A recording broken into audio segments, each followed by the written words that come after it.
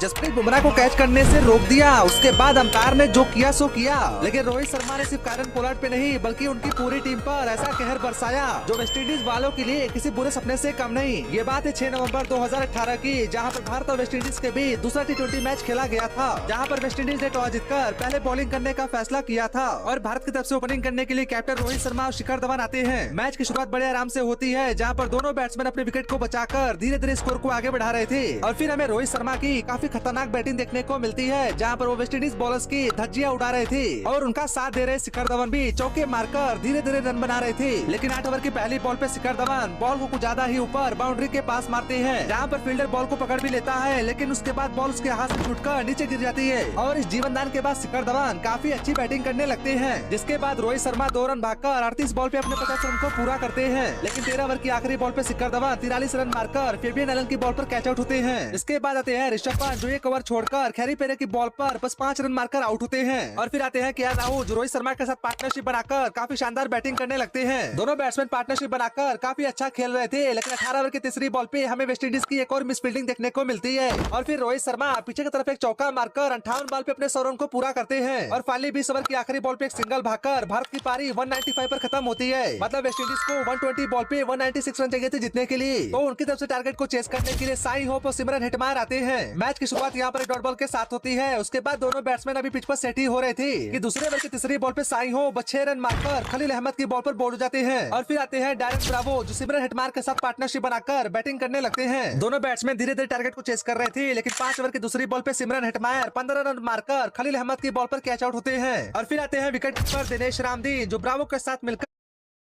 Batting करने लगते हैं। अब 7 ओवर की तीसरी बॉल पे ब्रावो 23 रन मारकर कुलदीप यादव की बॉल पर कैच होते हैं, तो 2 बॉल छोड़कर निकोलस पोरान उसी ओवर में 4 रन मारकर बोल्ड होते हैं और फिर आते हैं कायरन पोलार्ड जो आते ही एक शानदार चौका मारते हैं और फिर 10 ओवर की चौथी बॉल पे कुछ ऐसा हुआ जो नहीं होना चाहिए था। अब वो जानने से पहले वेस्टइंडीज के फैन लाइक करना, इंडियन फैन सब्सक्राइब करना और कमेंट में ये बताना कि इंडिया और वेस्टइंडीज के आज के मैच में कौन सी टीम जीतेगी। अब बुमराह की बॉल को कायरन पोलार्ड कुछ ज्यादा ही ऊपर मार देते हैं, जिसको बुमराह कैच करने जा रहे थे, लेकिन फिर कायरन पोलार्ड जानबूझ के या फिर अनजाने में बुमराह को कैच करने से रोकते हुए नजर आते हैं, लेकिन जैसे तैसे बुमराह उस बॉल को पकड़ते हैं और कायरन पोलार्ड को बाहर भेजते हैं। उसके बाद वेस्टइंडीज का एक एक करके विकेट गिरने लगता है, जहां 13 ओवर की चौथी बॉल पे दिनेश रामदीन 10 रन मारकर कैच होते हैं, तो उसकी अगली ही बॉल पे फेबियन एलन बिना एक भी रन मारे रन आउट होते हैं। फिर 18 ओवर की चौथी बॉल पे कीमो पॉल 20 रन मारकर कैच होते हैं, तो 19 ओवर की दूसरी बॉल पे खैरी पेरी बस 1 रन मारकर बुमराह की बॉल को बुमराह के ही हाथों में मारकर आउट हो जाते हैं और वेस्टइंडीज 20 ओवर में 124 रन मारकर अपनी पारी को खत्म करता है, जहां पर भारत ये मैच 71 रन से जीतता है। इंडिया या वेस्टइंडीज?